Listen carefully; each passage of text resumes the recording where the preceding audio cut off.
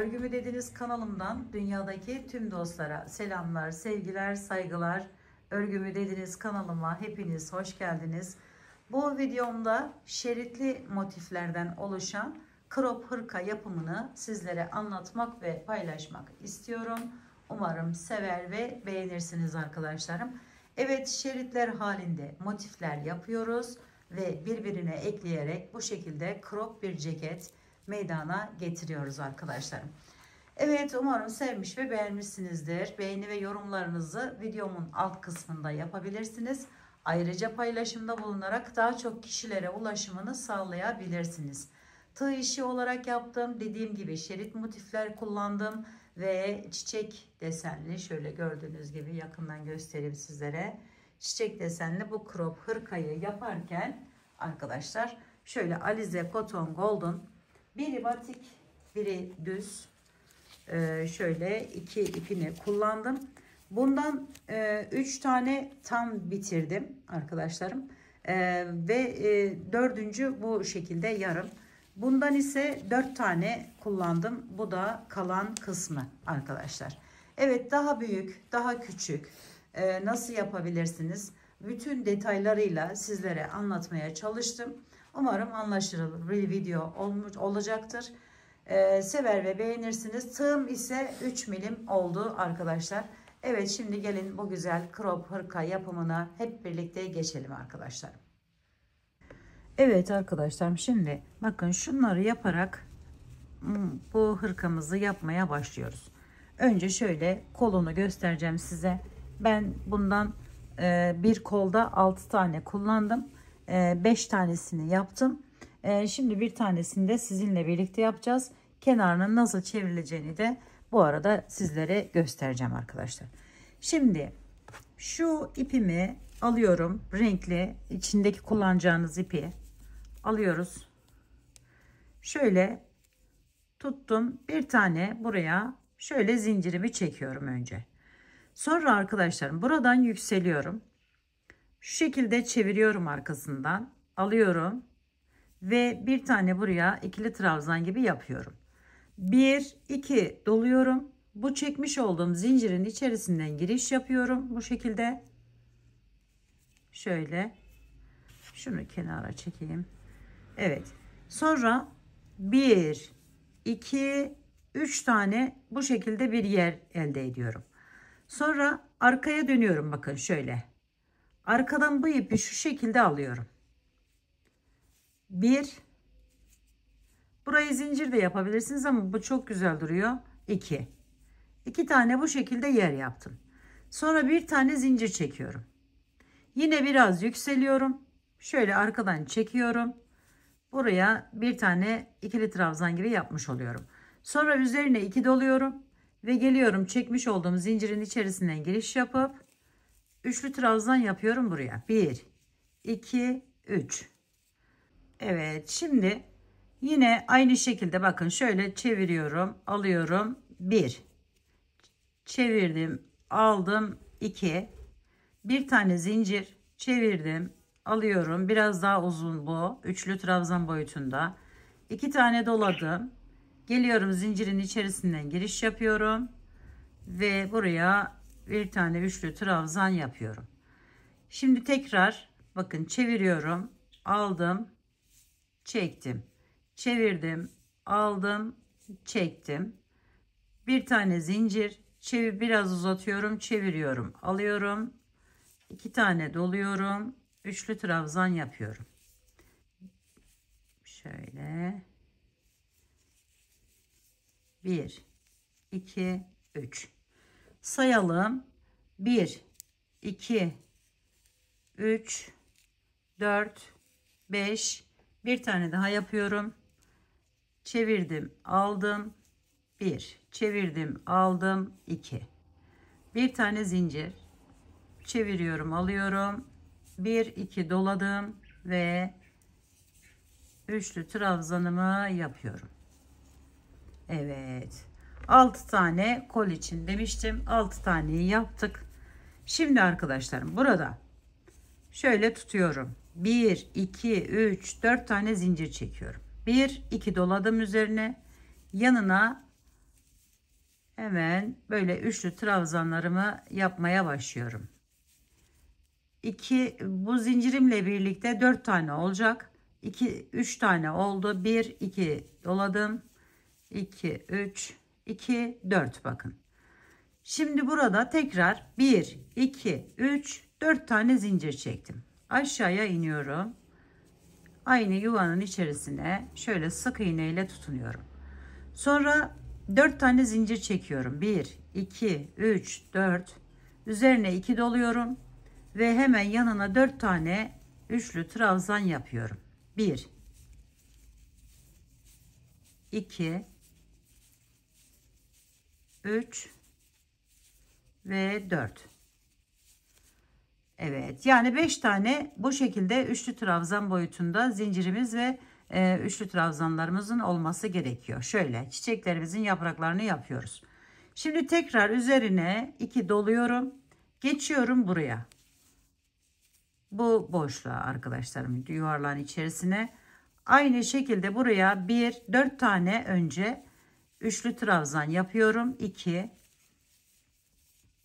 3 ve 4. 1 2 3 4 zincir çektim, aşağıya iniyorum, buraya sık iğne ile tutunuyorum. 1 2 3 4 zincir çektim, üzerine 2 doladım ve buraya 4 tane üçlü trabzan yapıyorum. 2 3 4, bakın şöyle, yani şuradaki yer sayımız 5 olmuş olacak zincirlerle birlikte.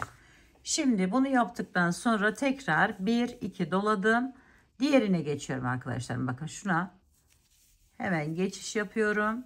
1 2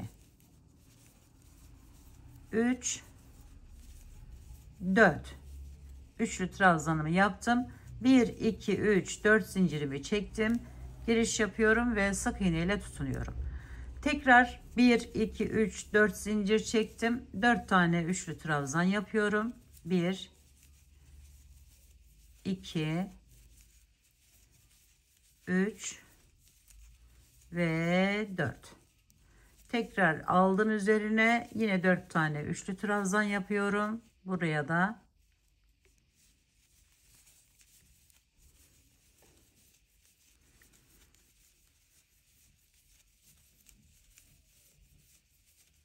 sonra 4 zincir geliyorum, hemen dibine giriş yapıp sık iğne, 1 2 3 4 zincir, tekrar 4 tane üçlü trabzan yapıyoruz.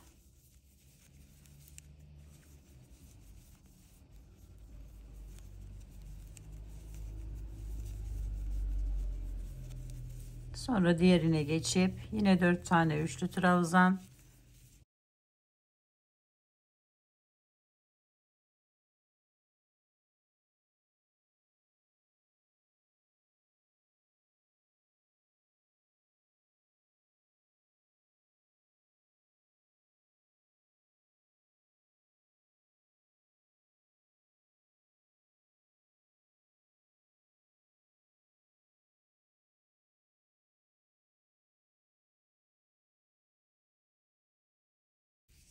Son yere geldim.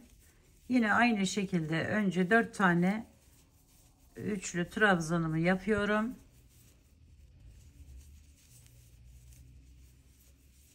Sonra 4 tane zincirimi çekiyorum. Geliyorum, alta iniş yapıyorum. Sık iğne ile bağlıyorum. Birinci yaprağımı yapmış oldum. Şimdi tekrar 1 2 3 4 tane zincir çektim. Yine 4 tane üçlü trabzanı yapıyorum. 2 3 ve şöyle, pardon, buraya 3 tane üçlü trabzan yapıyoruz. Biri zincirimiz 4 olmuş oldu. 1 2 3 4 tane zincir çektim. Aynı yerin içerisine giriş yapıyorum. Sık iğne ile tutunuyorum. Sonra 1 2 3 4 zincir çektim. Üzerine 2 doladım. Burası köşe olduğu için dönüş yeri arkadaşlar, bu şekilde yapacağız. 1 2 3 tane üçlü trabzan yaptık. Biri zincirimizde 4'e çıkmış oldu sayısı. 1 2 3 4 zincir çektik. Aşağıya iniyoruz ve sık iğne ile tutunuyoruz. 5'e tamamlamış oluyoruz burayı. 1 2 3 4 zincir, sonra bu defa 4 tane üçlü trabzan yapıp devam edeceğiz. 2 3 ve 4. Evet, bakın şöyle dönüş yerimiz bu şekilde tamamlanmış bir çiçek gibi duruyor arkadaşlar. Şimdi devam edelim. Üzerine 2 doladım. Bakın şu boşluğa giriş yapıyorum. Hemen 2 yaprağım buradaydı. İkisini de bu tarafına yaparak tamamlayacağım çiçeğimi. 1 2 3 4 1 2 3 4 zincir, aynı yerin içerisine 1 2 3 4 zincir, tekrar 4 tane üçlü trabzan yapıyoruz.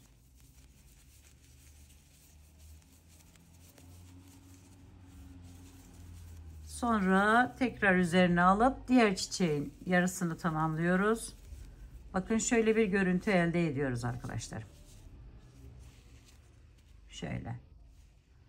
Birinci çiçeğimiz, ikinci çiçeğimiz, bu şekilde 6 tane çiçekli kollarımız.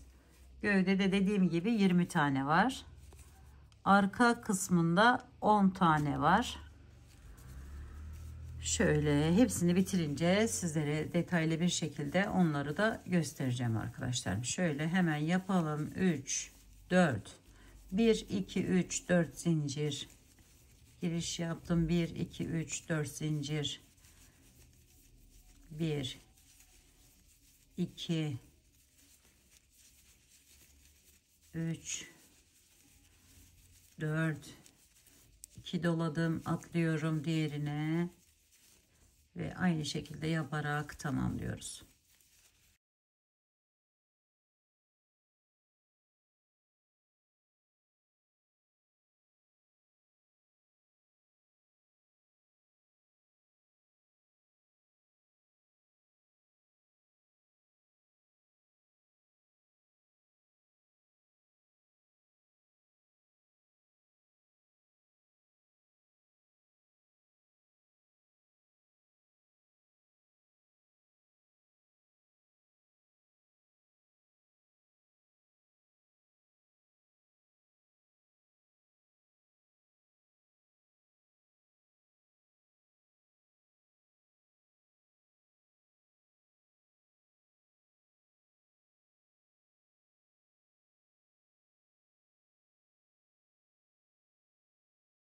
Evet, yine son yere geldim. Hemen buraya da eksik yapraklarımı yaparak tamamlıyorum çiçeğimi.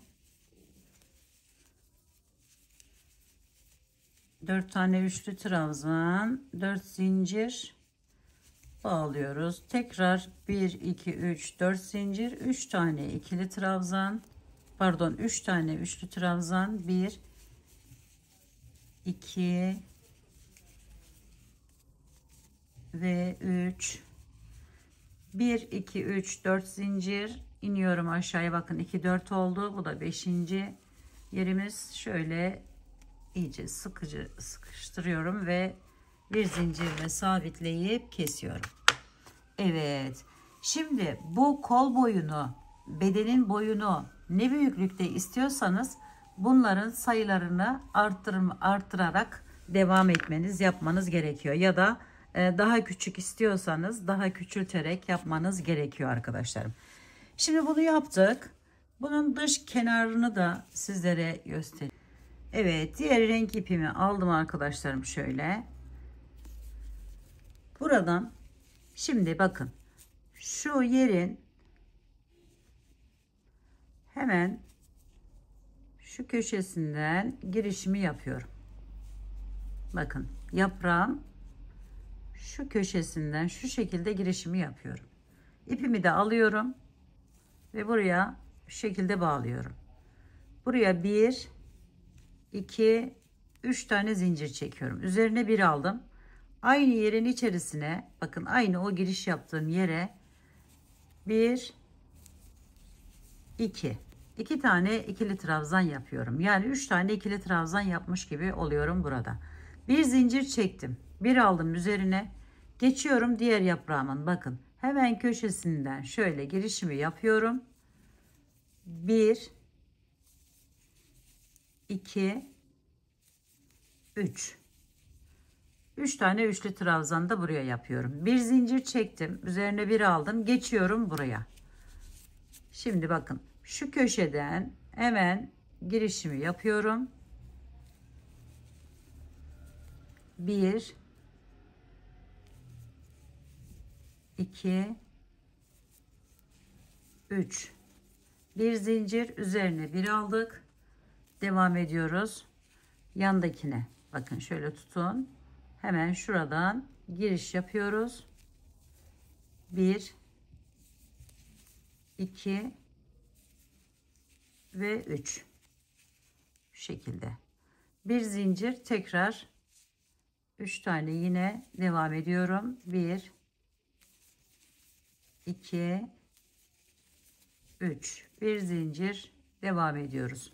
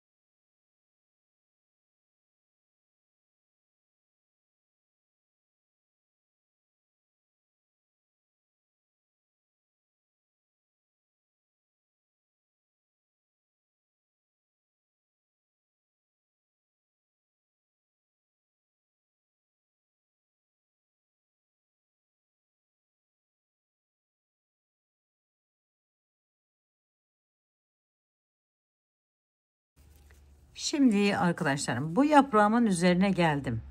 Önce buradan 3 tane yine buraya ikili trabzanımı yapıyorum. Bir zincirimi çektim, üzerine bir aldım.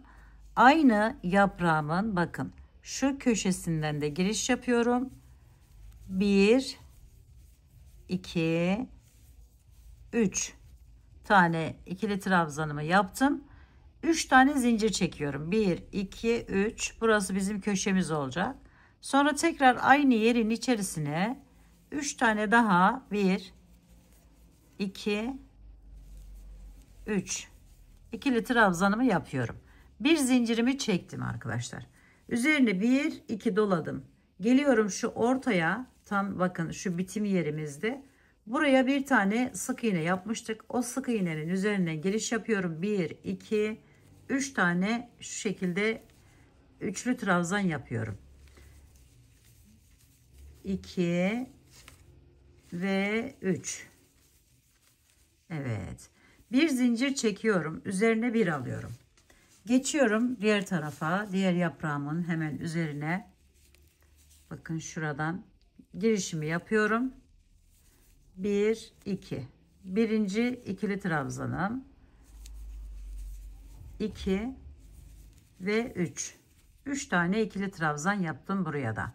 Sonra 1 2 3 zincir çektim. Üzerine bir aldım ve buradan giriş yapıyorum. Yine aynı köşenin içerisine 3 tane ikili trabzan yapıyorum. Bakın aynı yere. Burada bu yaprağımın üzerine, burada bu yaprağımın üzerine. Sonra bir tane zincir çekiyorum. Üzerine bir aldım. Hemen aynı yaprağın diğer köşesine geçiş yapıyorum. Şu fazla ipi de şuradan alalım şöyle.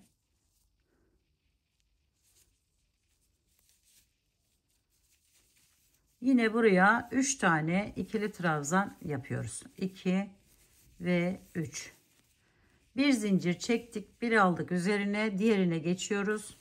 Hemen bakın köşesinden giriş yaptım ve buraya da 3 tane ikili trabzan yapıyorum. 2 ve 3.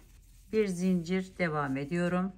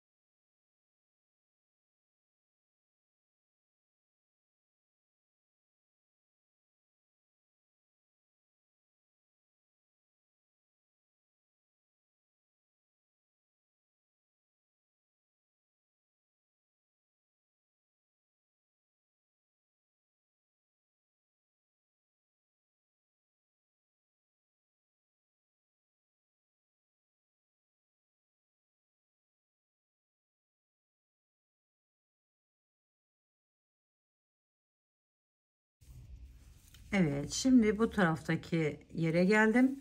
Yine bu yaprağımın önce bu köşesine 3 tane ikili trabzan yapıyorum. Sonra bir tane zincirimi çektim ve bu defa bu köşeden, bakın tam şuradan girişimizi yapıyoruz. 1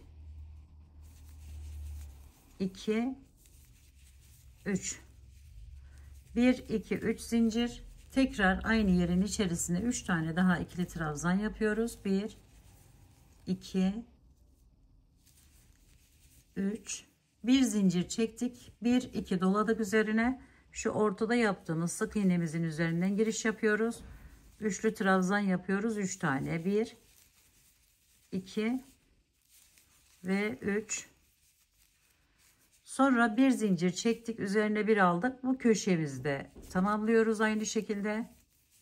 1 2 3 1 2 3 zincir, tekrar 3 tane ikili trabzan yapıyoruz. 1 2 3 bir tane zincir çekiyoruz. Evet arkadaşlar, motiflerimizin bitmiş hali bu şekilde olacak. Şimdi bunu diğerlerini de yaparken bir yandan da ekleyeceğiz arkadaşlarım. Şimdi ben diğerinin şu kenarından başlayarak aynı şekilde yapacağım ve ekleme zamanımızda sizlere göstereceğim arkadaşlarım, nasıl eklememiz gerektiğini. Şöyle göstereyim, bakın kolunda bu eklenmiş hali arkadaşlar. Şöyle bir de şey de yapacağız, lastik de yapacağız ve bu da 20'li olan yerimiz, motiflerimiz. Aynı şekilde böyle yapıp kenarını çevirirken aynı zamanda diğerine de ekleyerek devam ediyoruz arkadaşlarım. Bakın şu arka kısmı 2 tane olan yerimiz. Şimdi bunları ekleyerek bakın şöyle tamamlamış olacağız. Diğer uzun parçamız da burada. Bir tane daha yapacağız ve diğer kolu da aynı bu kolu eklediğimiz gibi buraya ekleyeceğiz arkadaşlar. Önce şimdi şu küçük parçaları, yani kol parçalarını, kenarlarını yaparken aynı zamanda birbirine de ekleyerek devam edelim. Evet arkadaşlar, şimdi bakın bunun da bu yarısının böyle yaparak geldim. Şimdi diğer parçam ile birleştireceğim. Şöyle 1, yine 2 ve 3. 3 tane ikili trabzanımı yaptım. 1 2 zincir çektim. Diğer parçamı, birleştirecek olduğum parçamı alıyorum. Batik bir ip kullanıyorsanız ip renklerini, hani şu geçiş renklerini farklı bakın şöyle ayarlama imkanınız da otomatik olarak oluyor arkadaşlar.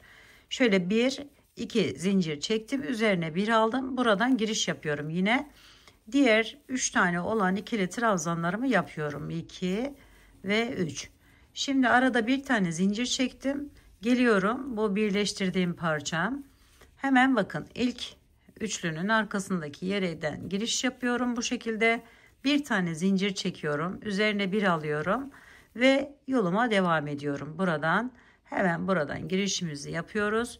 3 tane buraya ikili trabzanımızı yapıyoruz arkadaşlar. 1 2 3. Bir tane zincir geçiyoruz buraya, bağladık, bir tane tekrar zincirle sabitledik, buraya geçiyoruz. Yine 3 tane ikili trabzan yapıyoruz. 1 2 3. bakın şöyle böyle sırasıyla bütün bu ara boşluklardan bunları yaptıkça bağlıyoruz. 3 tane yaptık, bir tane zincir çektik, geçiyoruz hemen karşılık gelen boşluğuna, bir tane zincir çektik, tekrar şuraya giriş yaparak diğer 3 tane olan ikili trabzanlarımızı yapıyoruz. 2 ve 3. Bir zincir çektik, devam ediyoruz.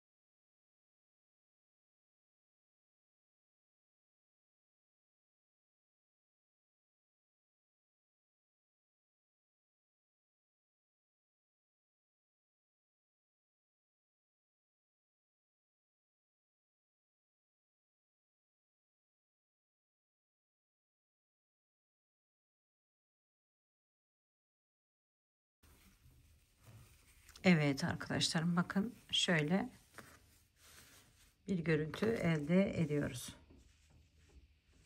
Şimdi 6 tanesini bu şekilde birbirine ekledikten sonra, yani 5 tanesini ekliyoruz. Zaten şöyle bir parça haline gelmiş olacak.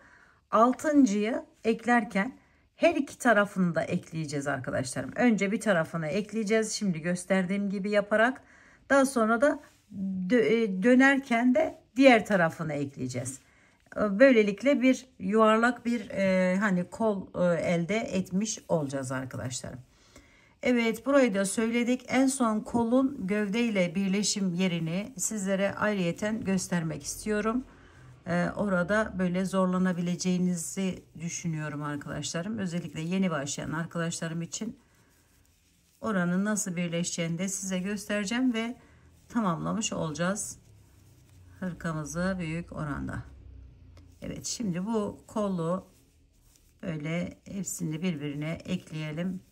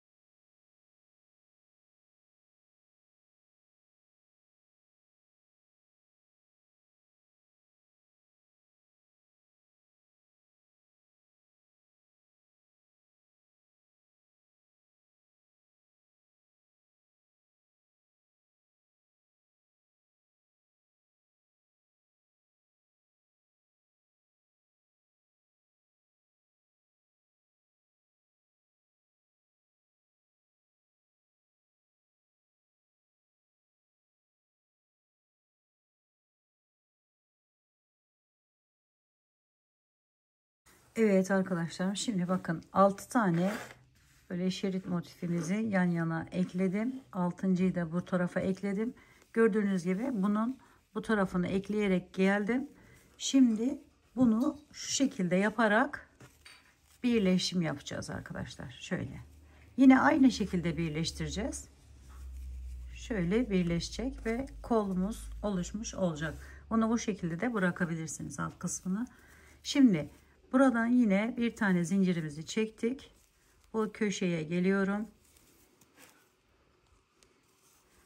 Şöyle 3 tane önce ikili trabzanımı yapıyorum. 2 3 2 zincirimi çektim. Diğer tarafa geçiyorum ve buradan alarak ekliyorum. 1 2 zincir çektim. Tekrar 3 tane ikili trabzan yapıyorum.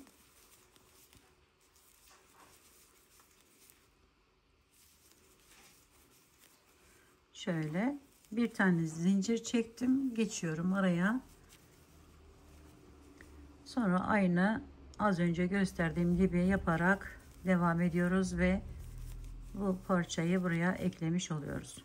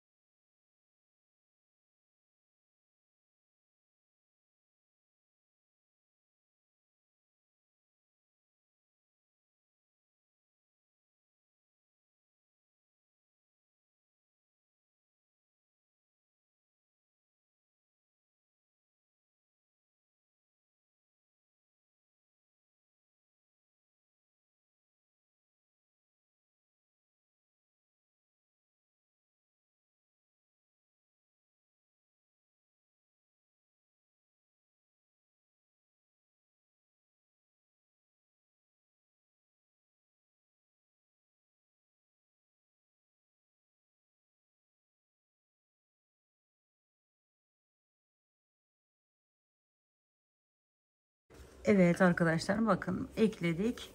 Şimdi burada kenarına eğer lastik olarak kullanmak isterseniz şöyle yaptım arkadaşlarım. Onu da sizlere göstermek istiyorum. Şöyle geldim. 1 2 tane ikili trabzan yapıyorum. Zincir çekmeden, lastik olduğu için biraz sıkı olsun diye hemen diğer boşluğa geçip buraya da 2 tane ikili trabzan yaptım.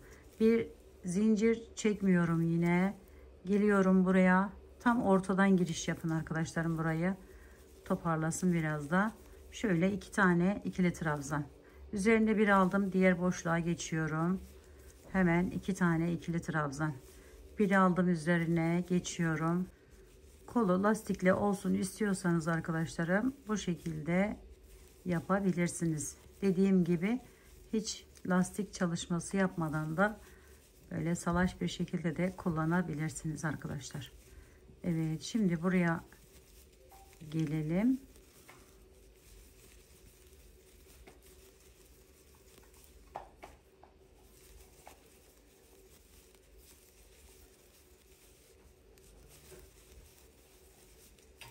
Sadece kol uçlarında olan lastikleri bu şekilde daraltma yaparak yapacağız. Diğerlerini normal bir şekilde yapacağız. Böyle hırkamızı kasmasın diye arkadaşlar. Burayı bu şekilde tamamlayalım.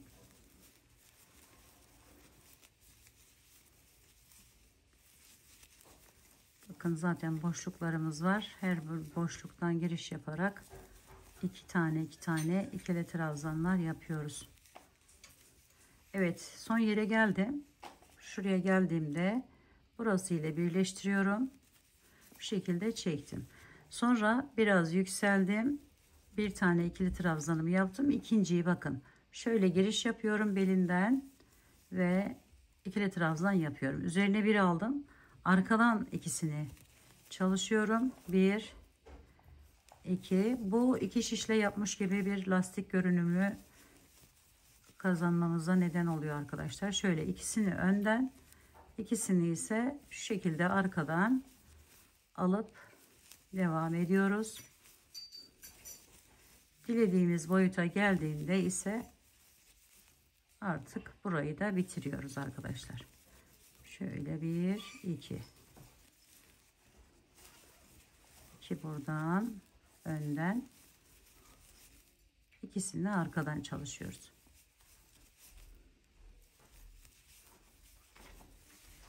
Evet, böyle dönerek bunu yükseltiyoruz arkadaşlar. Şimdi bu 20'lik olan yapmış olduğum bu parçayı bu koluna ekleme yapacağım. Şöyle göstereyim. Buradaki gibi bakın, şöyle 20 olan sayısını, 20 tane çiçek olan parçamızı buraya ekleme yapacağız arkadaşlar. Şöyle şurasını yapacağız. Onu da bakın bir tarafını, hepsini örüyoruz. Yani şu şekilde çeviriyoruz. Daha sonra ise buradan, burası koltuk altından alt kısmı olacak. Şimdi buradan başlıyorum. Şöyle göstereyim. Aynı ölçülerde yapacak olanlar için söylüyorum sadece. 1 2 3 4 5 6. çiçeğimizin birinci yerine geldiğimizde bir zincirimizi çekiyoruz. 3 tane ikili trabzandan sonra şu da kolumuzu alıyoruz. Şu alt birleşim yerine buradan giriş yapıyoruz ve buraya ekliyoruz. Bir tane zincir çekiyoruz. Tekrar üzerine bir alıyoruz. Buradan bunun köşesine giriş yapıp 3 tane ikili trabzanımızı yapıyoruz. 1 2 ve 3. Sonra bir zincir. Hemen bakın zaten yerlerimiz hazır. Buralardan alıp birbirine eklememizi yapıyoruz arkadaşlarım.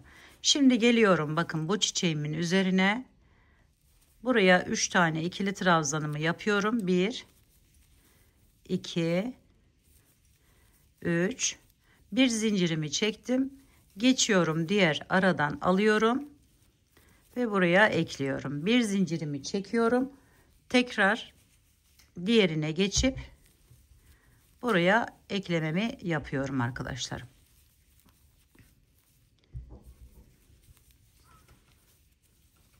Evet, bu şekilde hepsini, bu birleşim yerlerini tek olarak alıyoruz bu şekilde. Sık iğne değil de şöyle kaydırarak birleştirirseniz daha güzel duruyor. Şöyle aldım ve devam ediyorum.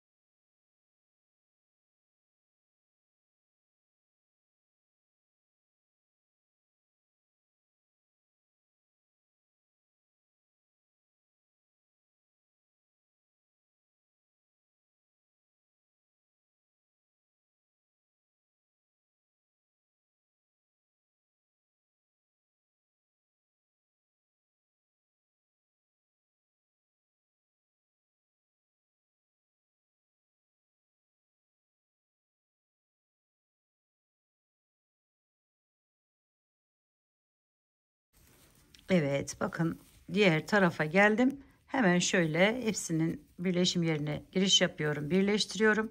Bir zincirimi çekiyorum. Şimdi arkadaşlarım burada bakın şurayı buraya ekleyerek devam edeceğiz. Şöyle yine aynı şekilde bakın buraya geçiyorum. Hemen buradan giriş yaparak buraya 3 tane ikili trabzanımı yapıyorum. 2 3 bir tane zincirimi çektim. Geliyorum bu parçamın bakın şöyle buradan alıp şöyle birleştirdim. Devam ediyorum. Hepsini yine aşağıya kadar tek tek birleştiriyoruz.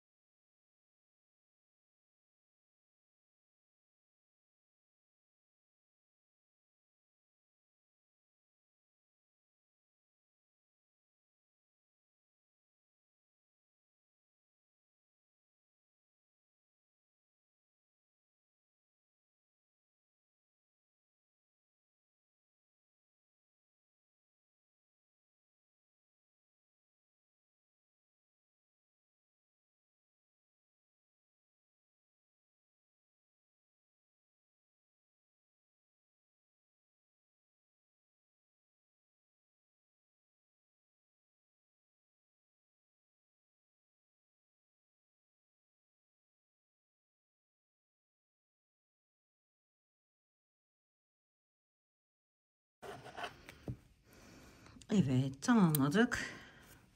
Şöyle göstereyim. Bakın.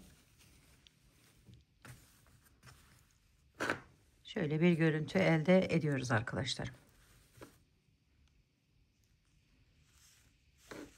Birleşim yerimiz, koltuk altımız ve koltuk kısmı, böyle kol kısmı bu şekilde tamamlamış oluyoruz.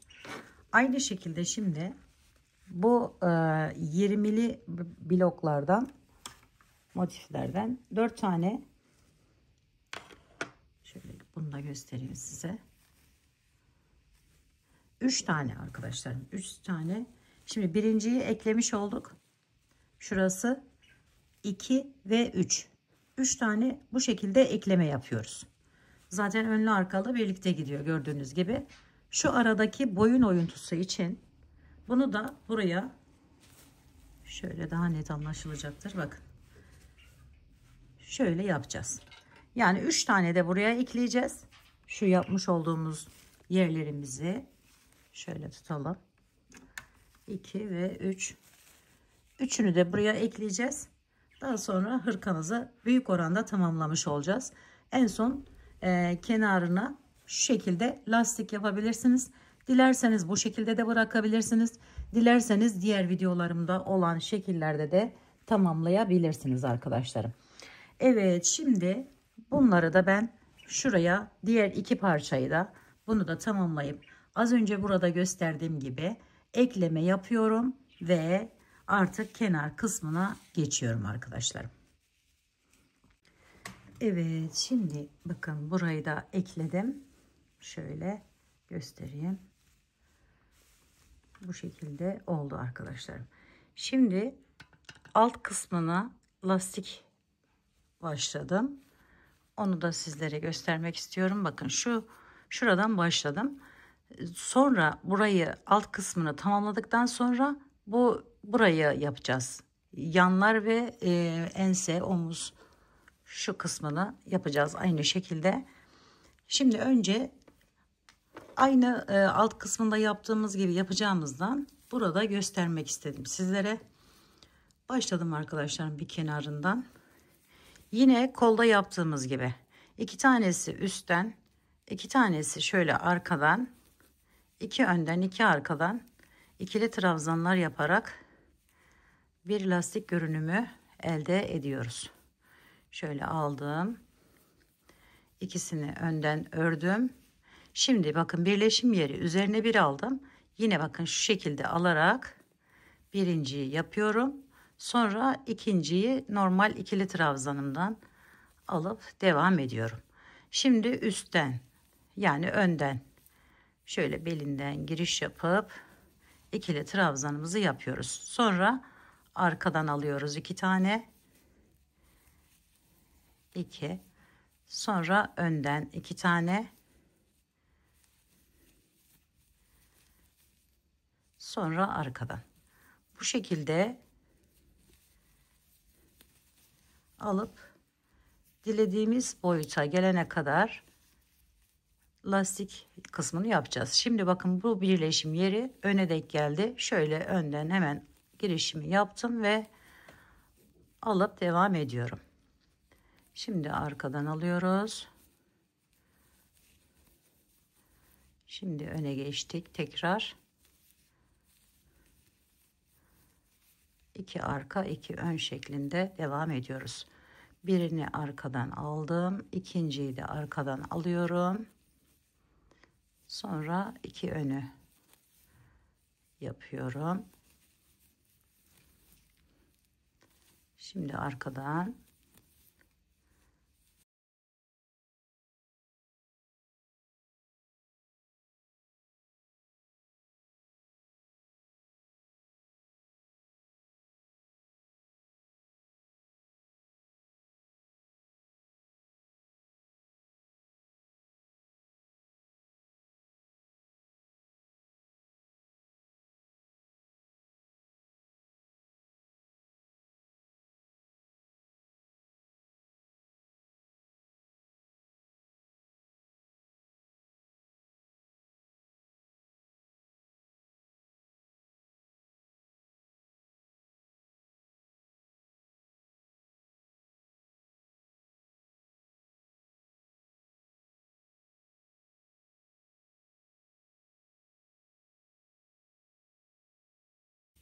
Evet, son kalan bu yeri de bu şekilde önden aldım, devam ettim. Şimdi şöyle çeviriyorum. Geri döneceğim çünkü biraz uzattım. İkili trabzanımı şeklinde yaptım. Bakın şu arkada olanı yine arkadan örüyorum. Ön tarafta orası düz olacak. Şimdi önde bakın ikisi. Bu ikisini önden alarak örüyorum. Sonra arkaya geçiyorum. Şu şekilde aldım. 1 2. Sonra öne 1 2. Kolda hepsini yani ön taraftan çalıştığımız için, döndüğümüz için böyle bir şey olmamıştı. Ancak bu kenarlarda ve alt kısmında bu şekilde bir geri dönüş yapıyoruz arkadaşlar. Şöyle 2 ön 2 arka şeklinde devam ediyoruz ve dilediğimiz uzunluğa gelene kadar bunu devam ettiriyoruz. Daha sonra aynı şekilde bakın şu kenarlardan, buralardan alarak, yani burada yaptığımız işlemi, buraya gelirken yaptığımız işlemi yapıp başlayıp bütün etrafını yine dilediğimiz uzunluğa gelene kadar lastik çalışması yapıyoruz. Tabi bu arada burada ördüğümüz lastiğin de üzerinden geçerek devam edeceğiz ve aşağıya doğru inen bir çalışma olmuş olacak arkadaşlar. Ve bir buhar ütüsüyle tekrar huzurlarınızda olacağım inşallah. Evet arkadaşlarım, kenar lastiklerini de bu şekilde tamamladıktan sonra bakın hırkamız bu şekle gelmiş oldu. Bir de buhar ütüsü yaptım tabii ki de, onu da söylemeden geçmek istemiyorum. Evet, ve böyle crop güzel bir hırka yapmış olduk arkadaşlarım. Umarım sevmiş ve beğenmişsinizdir. Yapacak olan arkadaşlarıma şimdiden kolaylıklar diliyorum. Örgümü dediniz kanalıma abone olmayı, beğenmeyi, yorum yapmayı, paylaşımda bulunmayı unutmazsanız çok mutlu olurum. Bir dahaki en farklı, en değişik örgü model, teknik ve tasarımlarında görüşmek üzere. Hoşça kalın, sağlıkla kalın, Allah'a emanet olun arkadaşlar.